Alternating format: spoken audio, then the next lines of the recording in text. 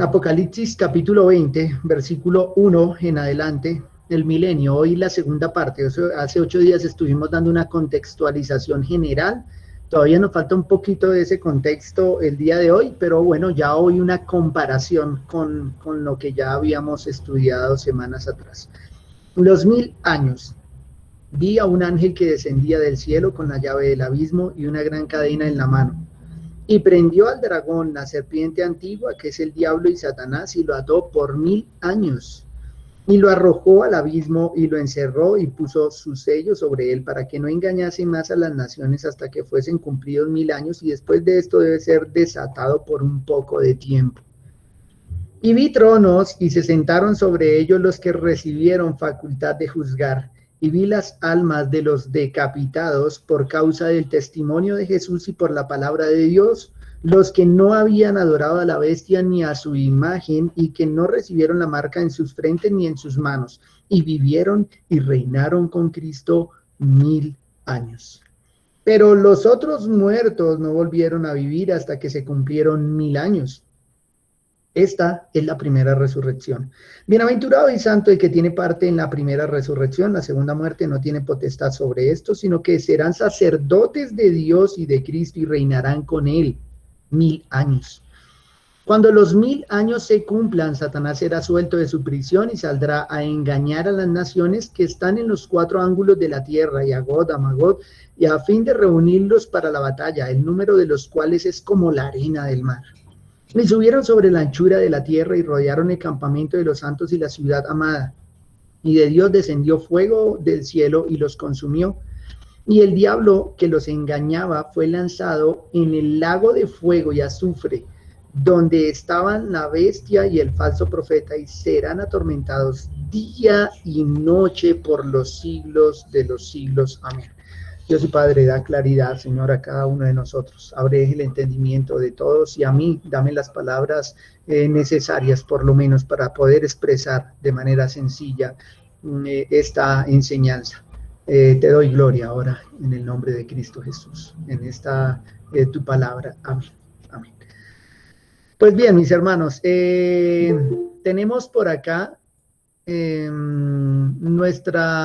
nuestro estudio que hemos venido desarrollando de escatología. Hasta ahora nos arroja a una comprensión de tal vez uno de los pocos textos de tipo figurado, alegórico, apocalíptico que nos hemos acercado. La mayoría de todos los textos han tenido otro carácter. Después de leer esto, de manera muy general, les recuerdo que la pregunta es cómo debemos interpretar pues el Apocalipsis. Acá tenemos los 4 jinetes que son representativos en el Apocalipsis. ¿Cómo interpretar esto? Hay una oposición, dijimos que evidentemente no hay una oposición entre los evangelios, las epístolas y los profetas tampoco con el Apocalipsis. Pero estuvimos preguntándonos si los textos literales y claros deben interpretar los figurados o los oscuros, o es al final, si los textos figurados y oscuros interpretan los literales y claros. Es decir, si estos textos sencillos del Evangelio y las epístolas debieran interpretar Apocalipsis, o Apocalipsis debiera interpretar toda la Biblia. Obvio, la respuesta sobra, es retórico esto. Por un lado, de los evangelios y epístolas, tantos textos que hemos revisado, textos en prosa literaria, textos literales y directos, textos claros y además muchos textos. En cambio acá solo tenemos un texto de literatura apocalíptica altamente alegórico, texto figurado como señala acá, un texto que es oscuro, que no es claro, y además un solo texto. ¿Cómo interpretar toda la Biblia a la luz de un solo pasaje? Es algo que no cabe en realidad en la lógica. Bueno, yo digo que no cabe en la lógica humana, pero sí cabe porque llevamos siglo y medio interpretando la Biblia a la luz de Apocalipsis 20, cosa que es un error. En cuanto al orden de la visión, nosotros establecimos versículos 1, 4, 11 y 12 y construimos un argumento. Si el milenio es anterior al juicio y el juicio es el día de la segunda venida de Cristo, entonces el milenio es antes de la segunda venida de Cristo. Es obvio, ¿no? De que si el texto de Apocalipsis 20 me presenta que primero es el milenio y luego el juicio, pero toda la Biblia me enseña que la venida de Cristo, en ese día de la venida de Cristo es el juicio, entonces el milenio tiene que ser antes de la segunda venida. Lo que nos determina que ese milenio no puede ser literal, ¿Cómo interpretar ese número de forma literal dentro de un texto tan complejo, alegórico como ese? Además, a la luz de todos los textos muy claros de la Escritura, ya me señala de que tiene que ser antes de la segunda venida de Cristo, lo que quiere decir que estamos en el milenio. En cuanto a la resurrección, 25 y 6, dijimos de que si Apocalipsis 25 y 6 nos habla de una primera resurrección, podemos hablar de una segunda, obvio, ¿cierto? No obstante, los evangelios, los profetas y las epístolas nos hablan de una sola resurrección para los santos. Por lo tanto, la interpretación de Apocalipsis 5 y 6 no puede estar hablando de un orden de resurrecciones finales. Ahora, hoy, bajo la interpretación también de un buen grupo de hermanos que considero eruditos y expertos de esta escatología, miraremos también una interpretación en relación a esa resurrección, esa primera resurrección. Otra cosa que hablamos en orden del Apocalipsis 19, que habla de la segunda venida de Cristo, y como el 20 habla del milenio, por eso algunos en su interpretación literalista han señalado de que el milenio está después de la venida de Cristo, cosa que todo el Nuevo Testamento y la Biblia no lo enseña así, pero estuvimos mirando que en realidad no podemos interpretar de esa manera el Apocalipsis, porque el Apocalipsis no es cronológico, no es un libro que es escrito en orden de tiempo, sino que narra la misma historia de varias maneras diferentes. Tomamos un ejemplo muy claro con el capítulo 11 y 12. ¿Recuerdan? En el 11 está señalando el juicio final y en el 12 está volviendo a contar la historia con el nacimiento de Cristo y con la atadura de Satanás. Entonces muestra de que no hay cronología en Apocalipsis, por lo tanto esta interpretación es errada. El reino en Jesús, Pablo y Juan, entonces nos señalamos tres cosas. En Jesús, obvio es Mateo 13, el siglo presente, el venidero, sembrar y cegar, es lo que encontramos en todo el capítulo 13 de Mateo. Vimos el de Pablo, que es primero a los Corintios 15, que tenemos a Cristo resucitado, Cristo las primicias, y porque Cristo resucitó, nosotros también resucitamos. Porque Él venció la muerte, nosotros venceremos la muerte, y no habrá pecado y no habrá más muerte, lo que nos llevará al reino venidero, al reino eterno de nuestro Señor. Entonces, esa es la de Pablo. Y en la de Juan, que es este Apocalipsis 20, tenemos el siglo presente y en medio de acá cuando Cristo viene a sembrar o cuando Cristo resucitó, estamos hablando de la primera venida de Cristo, Satanás es atado y en este Apocalipsis 20 se resalta el juicio final de Satanás y de aquellos que le han seguido. Entonces, hay una coherencia en todo el Nuevo Testamento en relación a estos tres pasajes. Hoy tenemos lo que les presento en este momento, una estructura de Apocalipsis 21 al 10 de tres maneras. Vamos a ver varias cosas acá. Primero, mirar el texto mismo. Vamos a mirar el texto mismo, Apocalipsis 20, y hacer una interpretación sana, no exagerada, no por fuera de todo el contexto de las Escrituras. Y lo hemos dividido de la siguiente manera: 1 al 3, inauguración del reino; 4 al 6, expansión del reino; 7 al 10, consumación del reino. O podríamos usar las palabras de Mateo 13. Apocalipsis 1 al 3 sería la siembra, Apocalipsis 4 al 6 sería el crecimiento del reino, y Apocalipsis 7 al 10 podríamos hablarlo como la siega también. O viéndolo en las expresiones de Pablo, por ejemplo, Apocalipsis 21 al 3, primera venida de Cristo; Apocalipsis 24 al 6, el milenio, precisamente, que es el periodo que se inaugura con la primera venida de Cristo; y Apocalipsis 7 al 10, la segunda venida de Cristo. Tres maneras de verlo de acuerdo a los tres pasajes grandes o los tres pasajes importantes en relación a esta temática y bueno, a todos los demás que hemos revisado.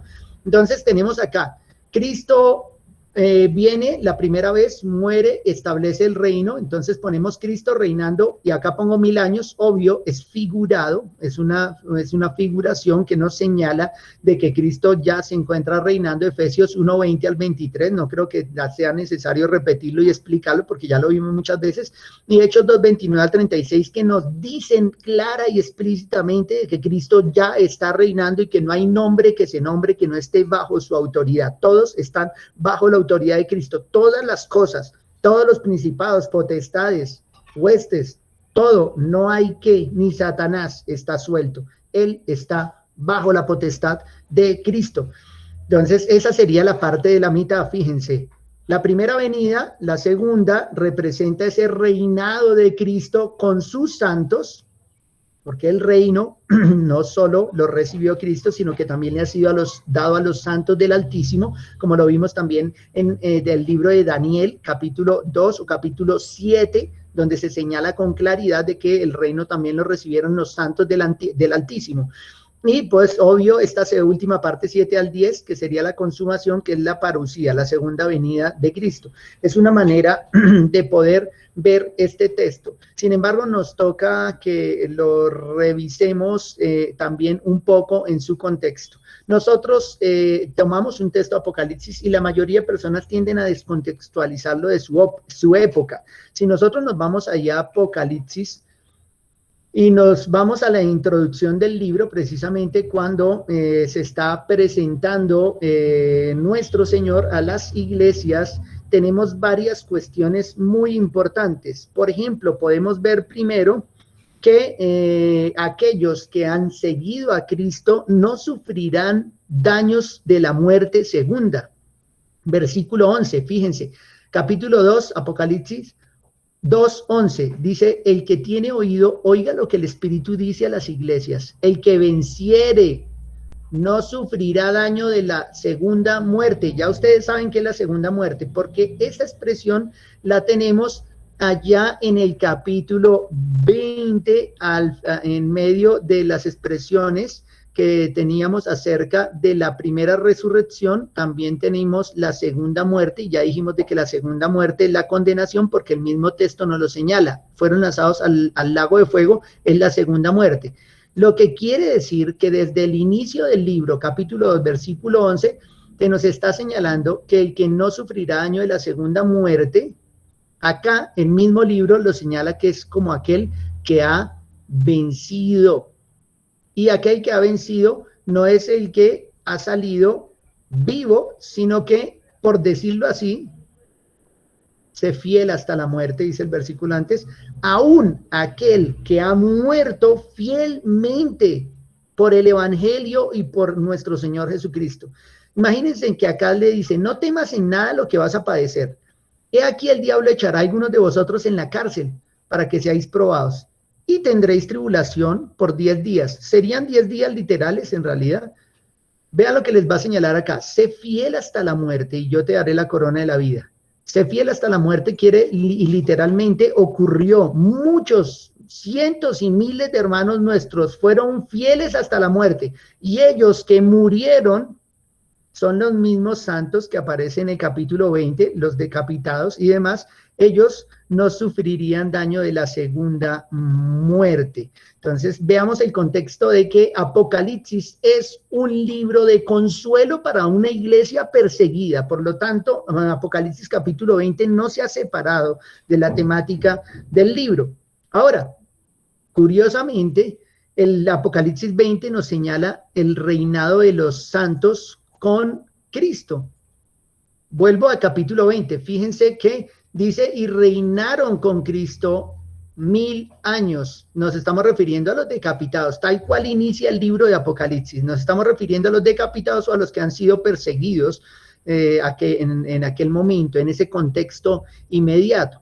Ahora, es ilógico pensar de que solo se esté refiriendo a los decapitados, porque qué del que no murió decapitado, sino murió en los dientes de los leones, las garras de los leones, o murió en las dentelladas de los perros, o murió colgado en el poste romano encendido en brea para iluminar las calles de Roma, o murió bajo la lanza del legionario, o murió bajo la red y el arpón del gladiador.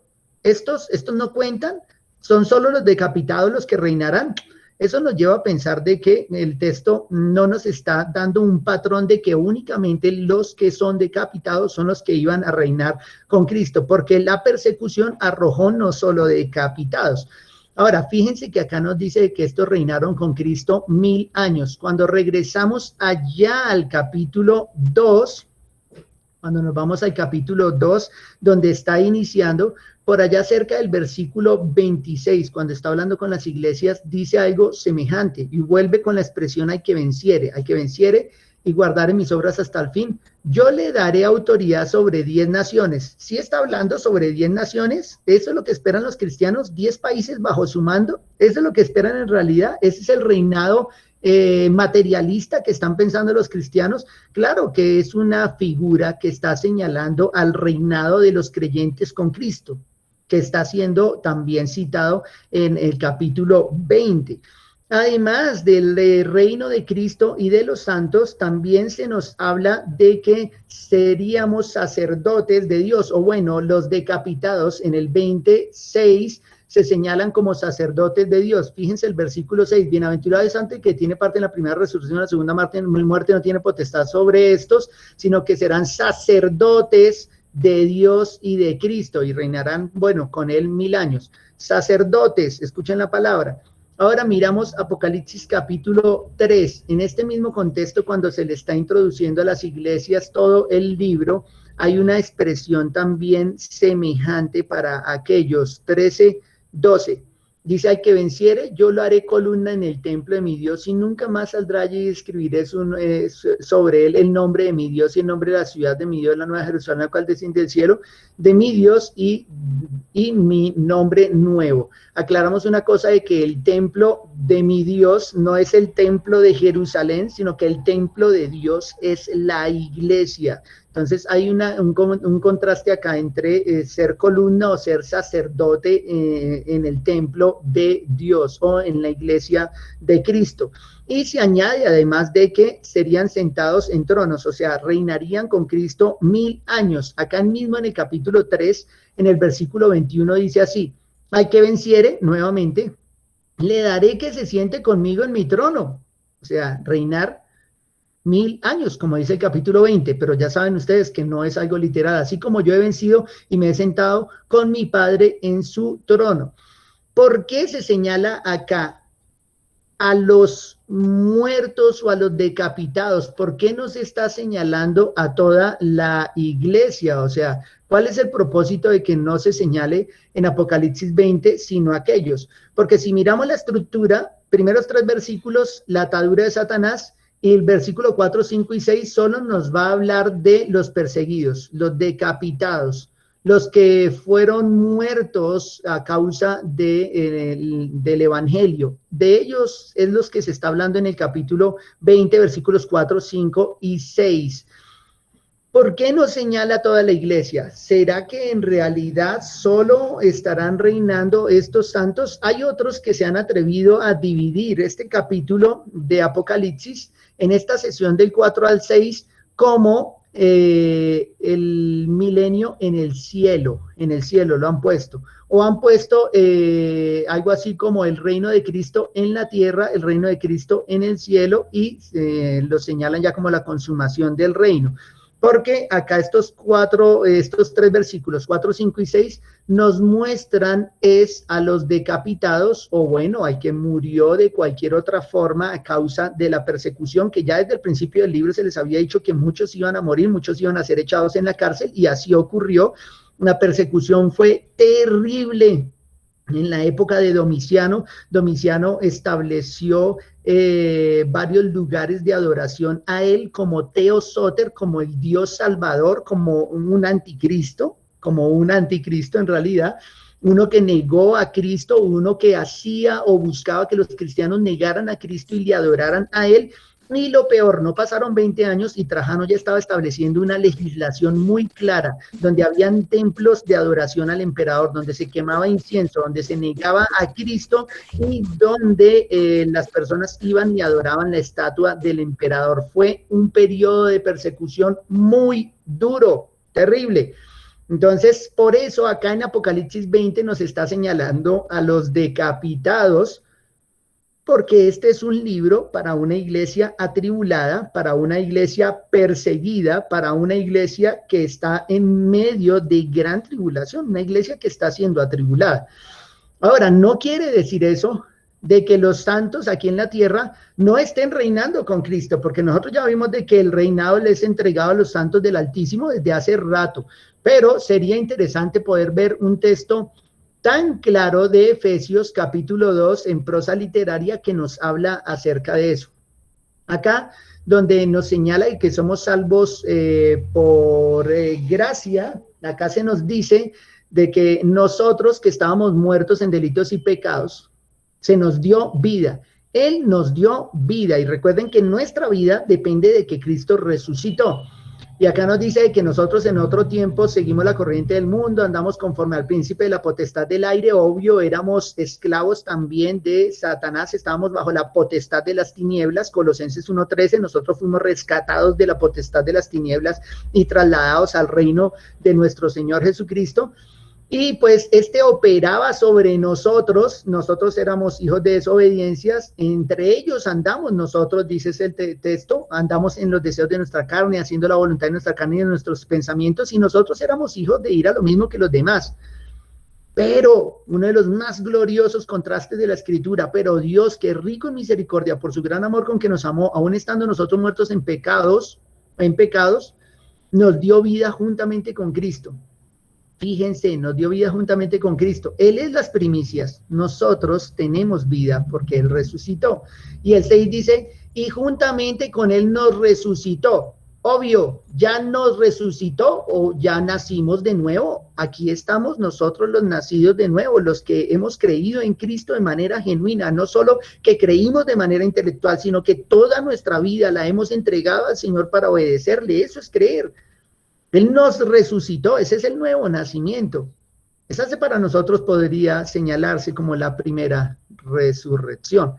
Ahora, enseguida dice, y asimismo nos hizo, está en el mismo tiempo anterior, nos hizo, es un pretérito, nos hizo sentar en los lugares celestiales con Cristo. Recuerden de que Cristo ascendió a los cielos en la resurrección y todo dominio, toda autoridad, todo potestad, todo nombre que se nombra fue sometido, sujetado a Cristo. Y resulta que todo aquel que ha nacido de nuevo se encuentra sentado en los lugares celestiales con Cristo. ¿Qué quiere decir esto? Está reinando con Cristo, no quiere decir otra cosa. Eso es. Nosotros, la iglesia, somos un ámbito del reino. ¿Lo recuerdan también que lo estuvimos hablando? Que los ámbitos del reino son, por decirlo así, el lugar sobre el cual reina Cristo, y dijimos que Cristo reina sobre todas las cosas, pero hay un ámbito como el mundo, hay un ámbito como la iglesia. Efesios mismo, el capítulo 1, el anterior que nos señala el reinado de Cristo, dice que Él es la cabeza gobernante de la iglesia, la cabeza orgánica de la iglesia, pero es la cabeza gobernante de todas las cosas están sujetas a Cristo, y la iglesia ya está sentada, no es que nos sentará en tronos y reinaremos con Él 1000 años, sino que en prosa muy sencilla, las epístolas nos enseñan de que ya estamos sentados en los lugares celestiales con Cristo. Si alguien me dice, no, todavía no, pues entonces yo también puedo decirle, entonces no ha resucitado. Porque las dos cosas vienen juntas. El nuevo nacimiento y el reinar con Cristo es presentado en la epístola de los Efesios como un solo evento. Aquel que ha resucitado con Cristo está sentado con Cristo reinando. Si me dice que no, que el reinado es en 1000 años, entonces me toca decirle que el nuevo nacimiento entonces será para el reinado de 1000 años también. Si me dice que no, que el sentarse con Cristo a reinar es cuando Él venga y establezca el reinado milenial, entonces me toca decirle que el nuevo nacimiento y la regeneración también son en la segunda venida de Cristo. Obvio, qué absurdo, ¿no? Evidentemente no puede ser de esa manera. Nos resucitó y nos hizo sentar en los lugares celestiales en Cristo. Por lo tanto, cuando miramos el texto de Apocalipsis 20, debemos verlo bajo la luz de la Escritura, de lo que nos enseña toda la palabra de Dios. No puede ser interpretar la Biblia a la luz de este texto. Ahora, miremoslo un poco más en detalle. Acá me señala los primeros 3 versículos que un ángel descendía del cielo con la llave del abismo y una gran cadena en la mano, y prendió al dragón, la serpiente antigua, que es el diablo y Satanás, y lo ató por 1000 años, y lo arrojó al abismo y lo encerró y puso su sello sobre él para que no engañase más a las naciones. Fíjese el propósito, no engañar más a las naciones. ¿Cuál es el propósito de engañar a las naciones? Acá en Apocalipsis 20 es engañar a las naciones. ¿Para qué? Para que persigan a la iglesia. Este es el contexto de Apocalipsis 20, donde Satanás levanta a todos los pueblos en contra de la iglesia de Cristo. Así lo señala este capítulo 20, incluso así se señala también en el contexto de Apocalipsis, porque recuerden que el cristianismo fue terriblemente perseguido, 4 siglos, perseguido por los judíos, perseguido por los romanos, y no es solo el imperio romano de manera general, sino son muchos emperadores. Vuelvo y reitero, tuvimos a Nerón, tuvimos a Tito, tuvimos a Domiciano, tuvimos a Trajano, tuvimos a Septimio Severo, tuvimos a Decio, tuvimos a Galerio. O sea, son un montón de emperadores romanos. Me faltó Marco Aurelio, perdón, no lo cité. Un montón de emperadores romanos, todos acérrimamente opuestos al evangelio y a la palabra de Dios, uno detrás de otro, con nuevas legislaciones, con el objeto de destruir el cristianismo. Pues bien, me recuerdo muy bien, Daniel, cuando le dice que se le permitió derrotar a los santos, pero por un poco de tiempo. Ahora, tenemos acá entonces de que el propósito de encerrarlo es para que no engañara más a las naciones hasta que fuesen cumplidos 1000 años, y después esto debe ser desatado por un poco de tiempo. Entonces nos señala de que va a ser desatado por un poquito de tiempo. Hoy vamos a terminar con esta parte precisamente. Dice, vi tronos y se sentaron sobre ellos. La segunda parte. La primera, como vimos en la diapositiva, inauguración, sembrar, primera venida, o podemos decir acá, la atadura de Cristo.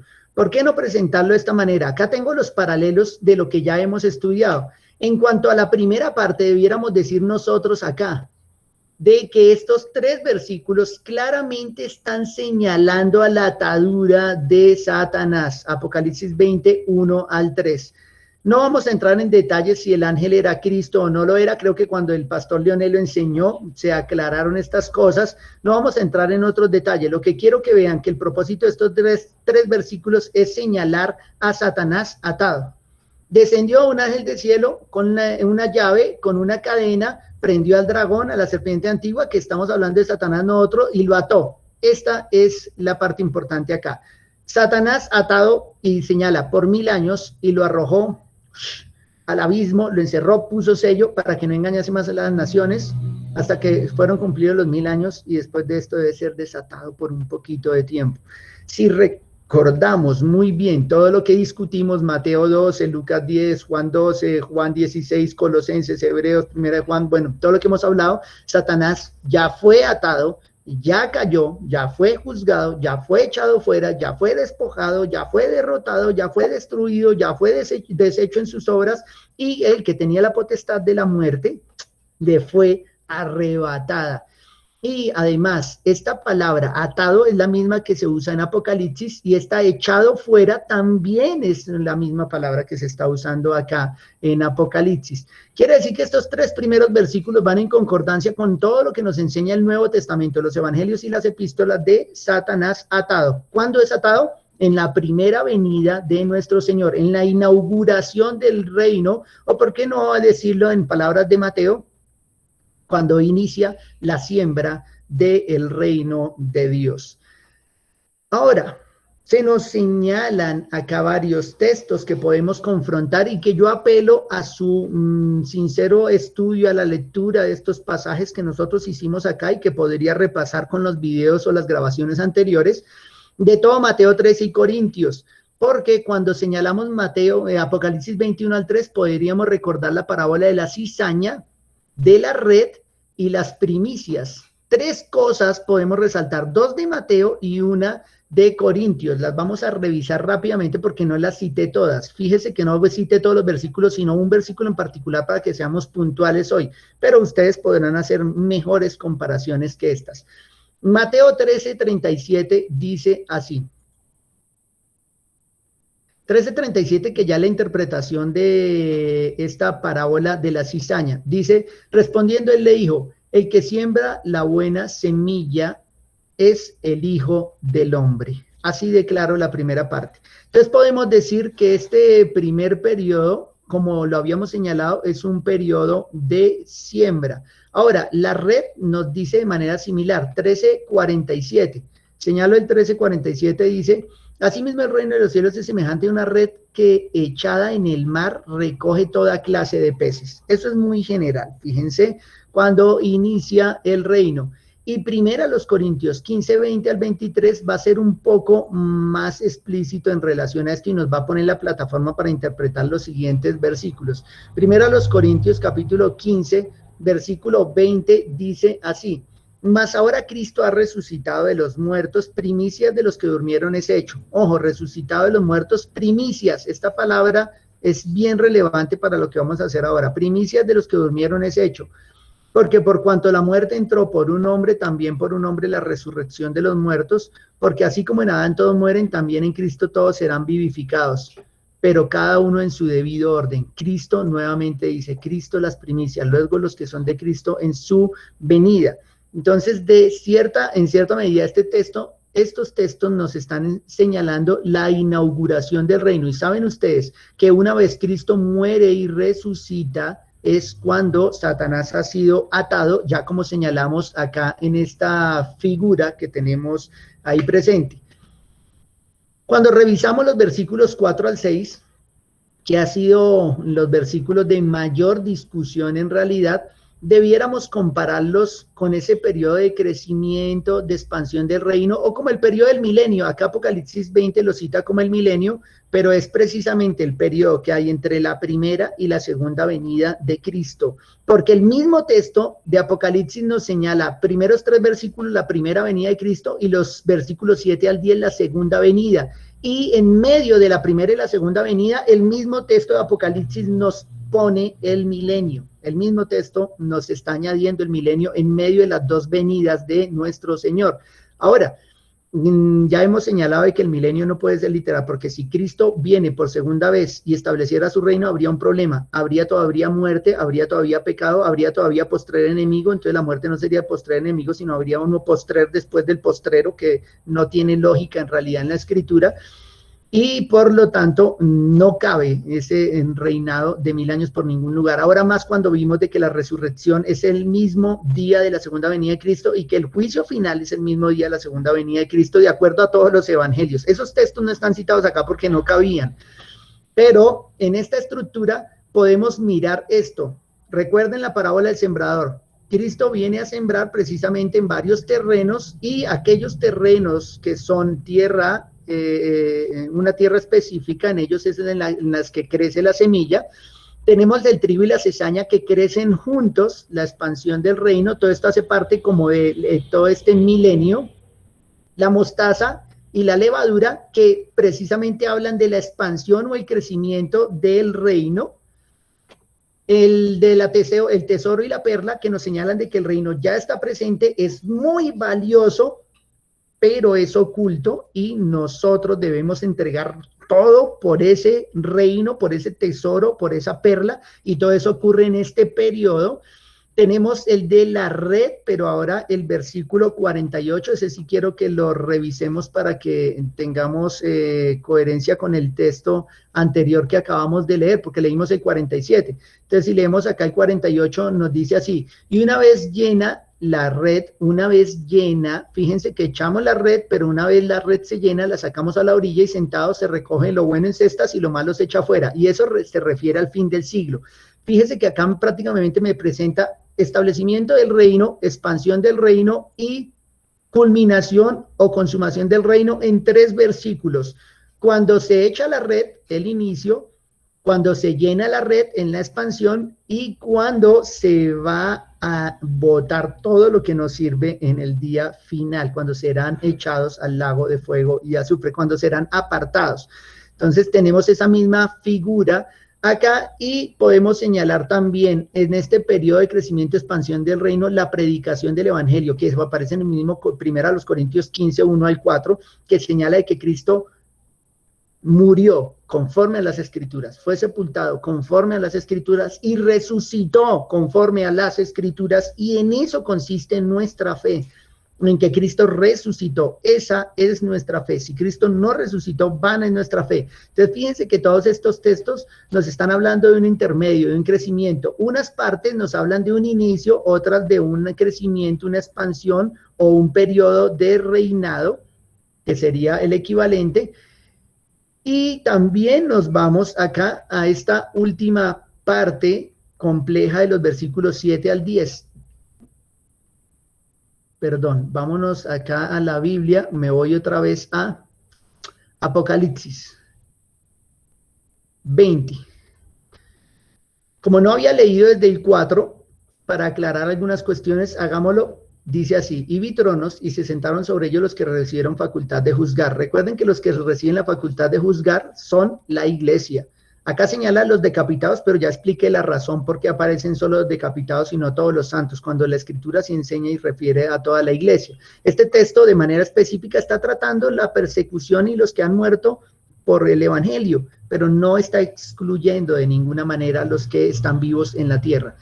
Y vi las almas de los decapitados por causa del testimonio de Jesús y por la palabra de Dios, los que no habían adorado a la bestia ni a su imagen y que no recibieron la marca en su frente ni en sus manos. Evidentemente es una marca que no se va a poner ni en frente ni en manos. Eso no es de esa manera. Eso es como de película en realidad. Y vivieron y reinaron con Cristo 1000 años. Entonces tenemos ese periodo intermedio que ya señalamos de que no puede ser 1000 años literales porque no casa con todo lo que enseñan evangelios y epístolas, pero que no negamos que haya un periodo de reinado. De hecho, ya estamos diciendo hace rato, Cristo ya está reinando y su iglesia está reinando con Cristo. Nosotros somos el pueblo del reino. Pero los otros muertos no volvieron a vivir hasta que se cumplieron 1000 años. Esta es la primera resurrección. Entonces ya señalamos una cosa, que esta primera resurrección puede señalar a dos cosas, y por eso estos son textos oscuros, porque no dan claridad específica a qué se están refiriendo, pero solo puede ser interpretado de dos maneras y ninguna de las dos es una cosa ilógica. La primera, la que ya dijimos, recuerden, si alguien no quiere hacer parte de la segunda muerte, debe haber tenido una primera resurrección, un nuevo nacimiento.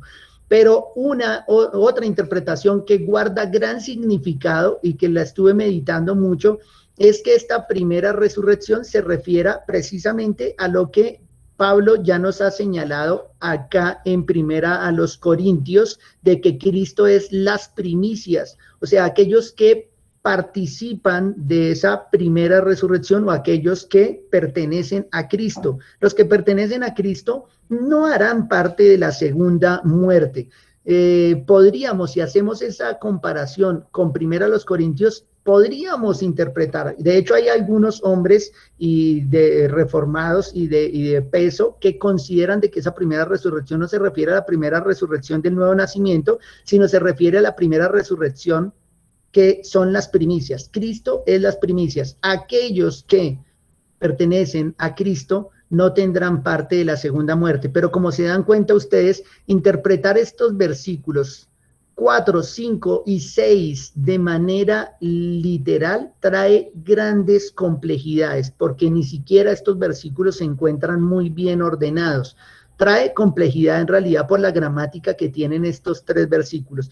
Pero afortunadamente, aunque el texto es oscuro, con todo lo que hemos visto ya en las Escrituras hasta acá, podemos afirmar que sí, evidentemente, aquel que pertenece a Cristo y que del cual ya tenemos primicias de resurrección, de ninguna manera gustará la segunda muerte.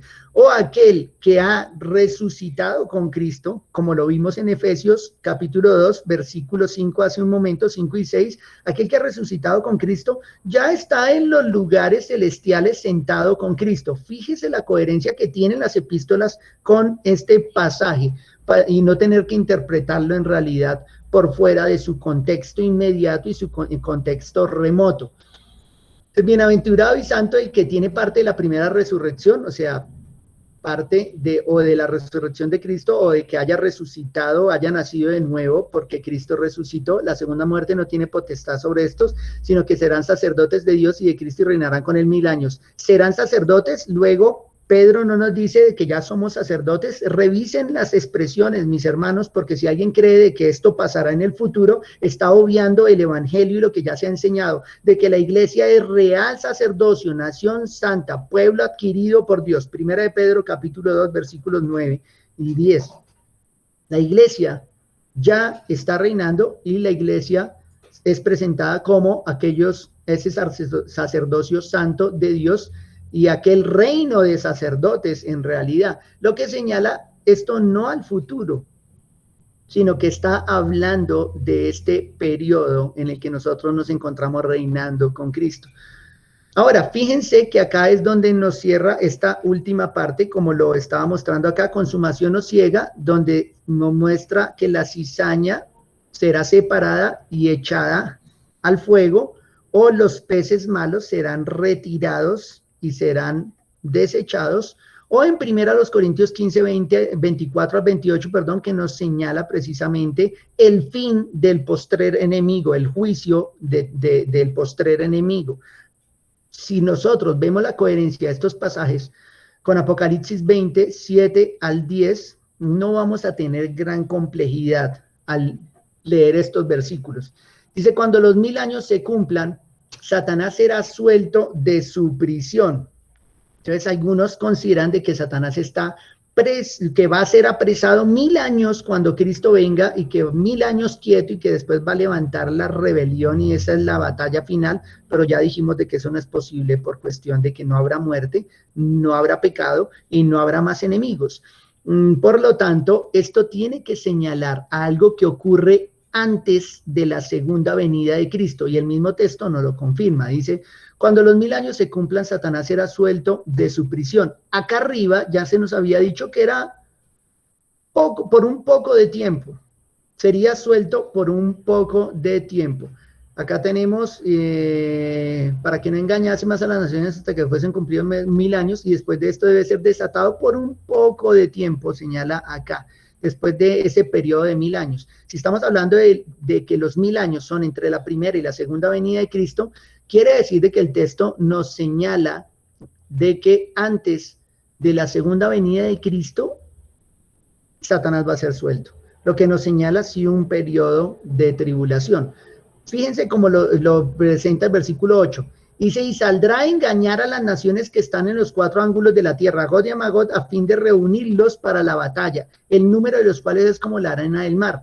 O sea, saldrá a engañar, ¿batalla contra quién? Resulta que nos señala acá el versículo 9, que todos estos ejércitos subieron sobre la anchura de la tierra y rodearon el campamento de los santos. ¿De qué santos están pensando ustedes? La mayoría de la interpretación contemporánea está pensando en Israel, el reloj del mundo y demás, pero nosotros ya hemos afirmado con bastante base bíblica de que el Israel de Dios es la iglesia o que el Israel de Dios son los de la fe, y claramente dice que él no es judío el que lo es exteriormente, el que es circuncidado en su miembro, sino que es judío aquel que es circuncidado en su corazón, aquel que ha nacido de nuevo. Ese es el verdadero israelita, claramente lo señala todo el Nuevo Testamento. Ahora, ¿qué campamento es? Estamos refiriéndonos en realidad a la ciudad de Jerusalén, a la ciudad amada, a Jerusalén, allá en la ventana 1040, como señalaba el pastor, donde hay gran persecución, donde hay conflicto entre árabes y judíos, conflicto árabe-israelí y demás.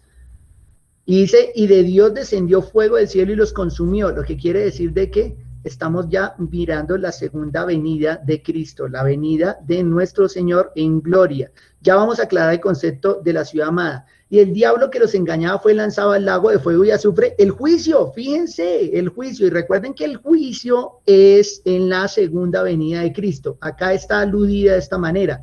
Y de Dios descendió fuego del cielo y los consumió. El diablo que los engañaba fue lanzado en el lago de fuego y azufre, donde estaba la bestia, el falso profeta, y serán atormentados día y noche por los siglos de los siglos. Ahora, vuelvo y aclaro que acá el campamento de los santos y la ciudad amada, en el contexto del mismo Apocalipsis, nos dice que esa santa ciudad, la Nueva Jerusalén, es la esposa ataviada para su marido, o el tabernáculo de Dios, que ustedes saben de que el tabernáculo de Dios no es un templo hecho por manos humanas, que Pablo se lo dice a los atenienses en Hechos capítulo 17, sino que, como bien señala este mismo capítulo 21 de la Nueva Jerusalén, le dice, ven acá, yo te mostraré la esposa del Cordero, y fue y lo llevó en el espíritu a un monte alto y le mostró la gran ciudad santa de Jerusalén. ¿Qué le iba a mostrar? La esposa del Cordero, o sea, la iglesia. ¿Qué le mostró? La ciudad. Quiere decir de que en la interpretación de Apocalipsis, la santa ciudad o la ciudad santa o Sión o el templo son figuras de la iglesia, no de otra cosa, son figuras de la iglesia. Ahora, volvemos acá, quiere decir de que cuando dice que salió a engañar, levantó naciones y vino contra la santa ciudad amada, se refiere a persecución contra la iglesia, y pues nosotros sabemos de que la persecución no ha sido una cosa de los primeros 4 siglos de la era cristiana. De pronto, en el periodo del siglo V hasta el siglo XVI, prácticamente se había terminado la persecución, porque la iglesia había sido declarada la religión oficial del Imperio Romano. Pero ¿saben ustedes que después del siglo XVI volvieron a iniciar terriblemente las persecuciones en contra del cristianismo? Después de la reforma, nuevamente han iniciado las persecuciones sin citar otros focos en la historia del cristianismo. Ahora, en este momento, pueda que nosotros no seamos perseguidos en Colombia. En Latinoamérica sí hay persecución al cristianismo. En los países progresistas, donde ha avanzado mucho la política progresista, más todavía. Y en México ya se han visto casos incluso de persecución y muerte por el evangelio. Estamos hablando de América. En países árabes es terrible la persecución en contra del cristianismo. En países como China y como Corea del Norte, la persecución es terrible. Tener una Biblia representa la muerte. O sea, sí hay lugares donde se está persiguiendo terriblemente al cristianismo. Y ahora, mediten ustedes, de que poco a poco, todos los pensamientos, todas las corrientes perversas de este mundo son aceptadas, pero solo hay una cosa que no está siendo tolerada en el mundo, y es precisamente la verdad del evangelio. Es la única que no puede ser tolerada en ningún lugar. El evangelio está siendo perseguido. Todo hoy es aceptado. Cualquier cosa supersticiosa y absurda es aceptada en contextos políticos y sociales, pero el evangelio no lo es. La iglesia poco a poco está siendo desechada por el mundo. Ahora, esta última parte nos está señalando precisamente eso. Cuando él sale a engañar, pero para destruir y perseguir a la iglesia. Este es el contexto de Apocalipsis. Una iglesia perseguida. No podemos interpretarlo de otra manera, porque el mismo libro Apocalipsis nos señala una iglesia perseguida que está buscando consuelo, y este libro es consuelo para esa iglesia en medio de tribulación. La esperanza acá en Apocalipsis es que Cristo ha vencido. Cristo ya venció, y que al final, al que venciere con Cristo, aunque fuere muerto, como lo vimos al principio, él recibirá la corona de vida, o él recibirá el reinar con Cristo. Ellos allá, con nuestro Señor, los que ya han muerto, los que fueron perseguidos y los que no murieron también en persecución, pero que creyeron en nuestro Señor, ellos están allá reinando con Cristo, y nosotros estamos acá reinando también con nuestro Señor. Ahora, hay una confrontación más que quiero hacer, y veo que el tiempo, yo no sé por qué el tiempo del miércoles se pasa tan rápido. Fíjense que acá teníamos una comparación con todas las parábolas y los textos que ya habíamos señalado para mostrar de que Apocalipsis 20 nos está dando la misma estructura de inauguración, de expansión y consumación del reino. No es otra idea la del texto.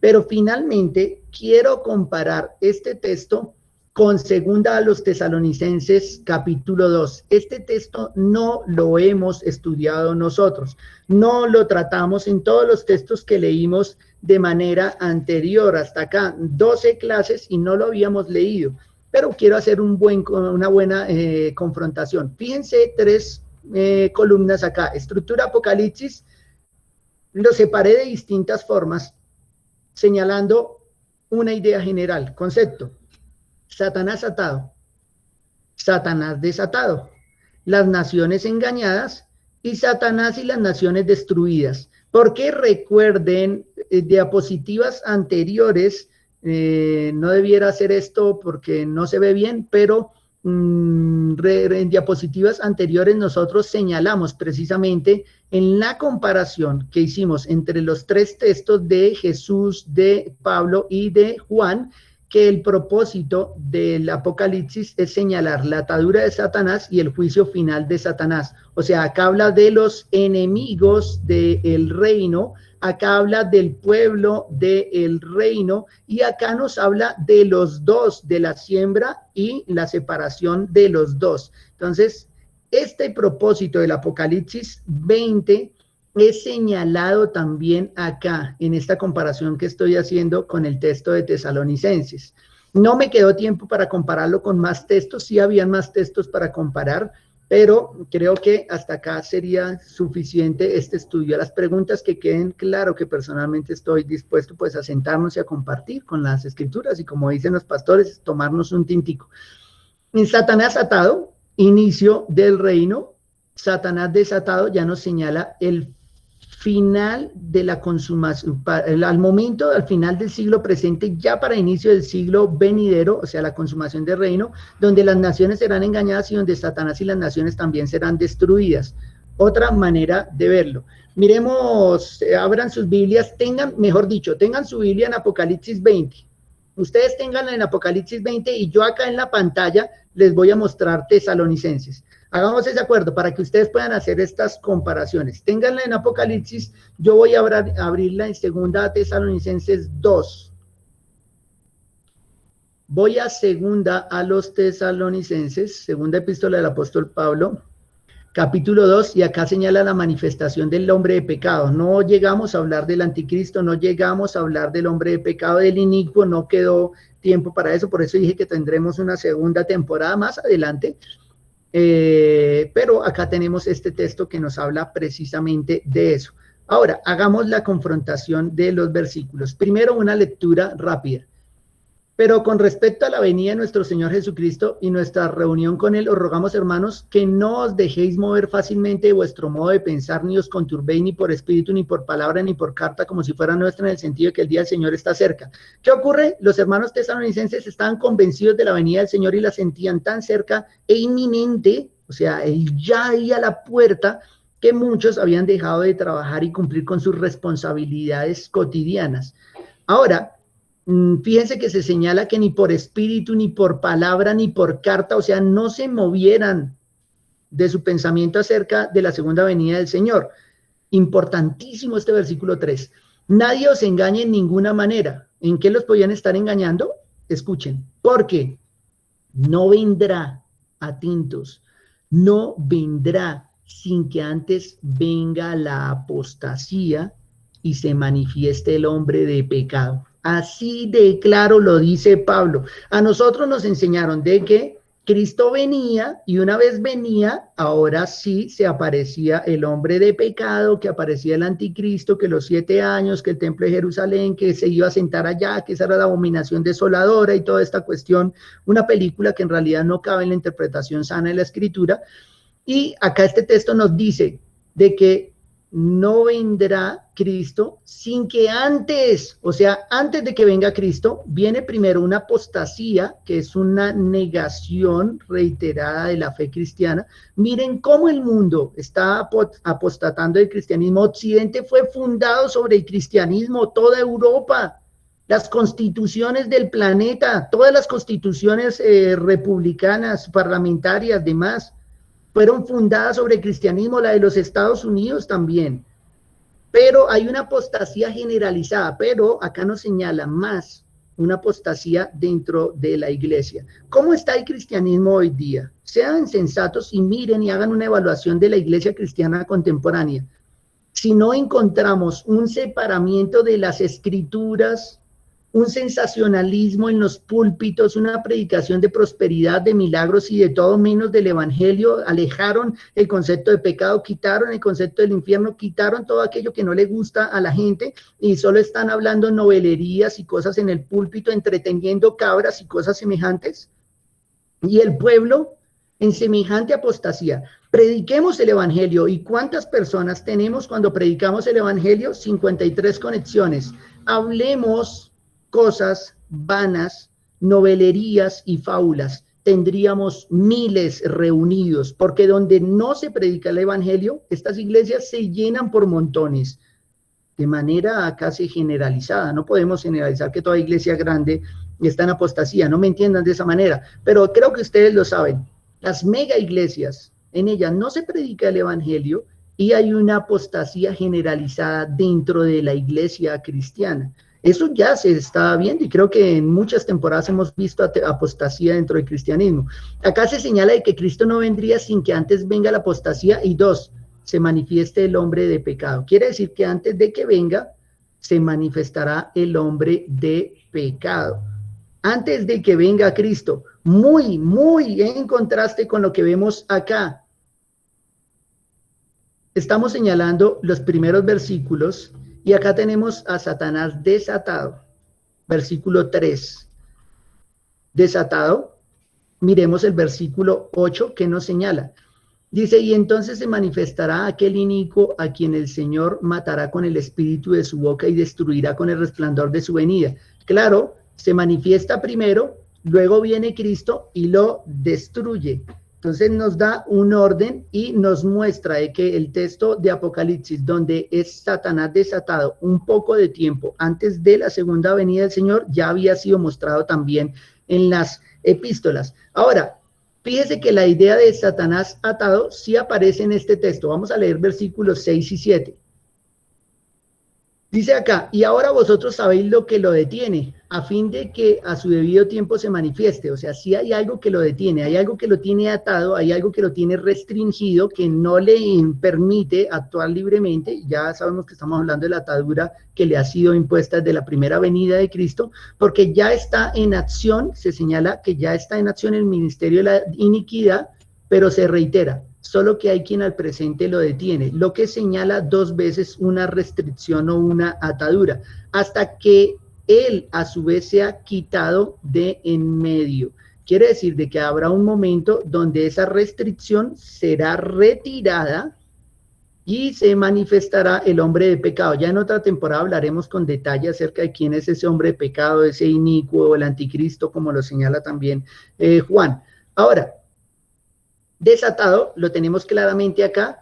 Las naciones engañadas, ya vimos Apocalipsis 7 al 9, fíjense si lo están revisando allá, acá tenemos los versículos 9 al 11, sí se señala un engañamiento general. Inicuo cuyo advenimiento es por obra de Satanás, por gran poder y señales de prodigios mentirosos y con todo engaño de iniquidad para los que se pierden, por cuanto no recibieron el amor de la verdad para ser salvos. Por esto Dios les envía un poder engañoso para que crean a la mentira. Quiere decir de que sí encontramos muchos engañados por aquel inicuo, como no lo señala acá, o por aquel hombre de pecado, que también es el otro epíteto.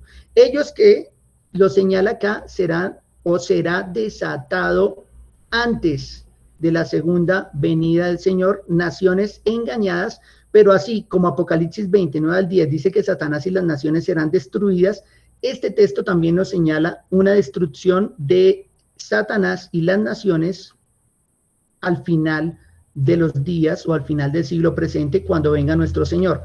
Versículo 8, ya vimos que se manifestará ese inicuo, pero será destruido en el resplandor de la venida de nuestro Señor, coherente con todo lo que hemos hablado. Y el versículo 12, a fin de que sean condenados todos los que no creyeron a la verdad, sino que se complacieron en la injusticia, que se han complacido en la justicia. Si comparamos los dos textos, trabajo que les queda ya más a ustedes con tiempo, se van a dar cuenta de que la idea de Satanás atado, desatado, engañando a las naciones y al final destruido, aparece de manera general en segunda a los tesalonicenses. Uno que está atado y restringido, que será suelto al final, que engañará a muchos, pero que serán condenados. La misma idea que tenemos en Apocalipsis. Lo que quiere decir que aquello que nos enseñaron durante mucho tiempo, de que el Señor vendría y nos libraría de la hora de la prueba, un texto de Apocalipsis al iniciar, Es una muy mala interpretación pensar de que se refiere que nos llevaría antes de la tribulación para que no sufriéramos tribulación, porque precisamente los textos que iniciamos leyendo de Apocalipsis nos señalaron, sé fiel hasta la muerte, sé fiel hasta la muerte. Y aquellos que son fieles hasta la muerte, ellos reinarán con Cristo. La idea de un cristiano que no padece y que no sufre no es cristiana. Recuerden una cosa, que aquel que quiere ser glorificado juntamente con Cristo, juntamente con Él, debe padecer. Así lo enseñan las Escrituras. Sí habrá al final un periodo en el que esta persecución a la iglesia se intensificará. No podemos decir cuánto tiempo. No, la Escritura no lo aclara, no lo dice. Pero al final de este periodo entre la primera y segunda venida de Cristo, sí habrá una persecución mucho más fuerte para el cristianismo de la que hemos visto hasta nuestros días. Aquellos momentos serán los momentos ya culminantes para que nuestro Señor aparezca. No damos fechas, no damos tiempos, porque la Escritura no se encarga de eso. De hecho, la misma Escritura nos señala en los evangelios que ni el mismo Cristo sabía aquella fecha. ¿Lo recuerdan? En su humanidad es resaltado de esa manera. Nosotros más bien debemos estar velando. Nosotros más bien debemos ser fieles. Nosotros más bien debemos predicar el evangelio. Nosotros debemos recordar que seguir a Cristo representa negarnos a nosotros mismos, tomar la cruz de Cristo y seguirle. Las consecuencias no lo sabemos, pero un verdadero hijo de Dios está dispuesto a entregarlo todo por Cristo su Señor. Al final sabemos de que si la iglesia será perseguida, la victoria es de nuestro Señor Jesucristo. Ya Satanás y ya todo opositor ha sido derrotado. El Señor vendrá para consumar lo que inició en su primera venida. Oremos, roguemos a Dios por la fidelidad de la iglesia. Dios y Padre, gracias te damos ahora, Señor, porque nos concedes y nos permites terminar con este periodo que hemos tenido de escatología. Sé que hay tantas cosas, Señor, en las que nosotros tenemos dificultad para poder explicar. Perdóname, Señor, si no he sido tan claro como debiera.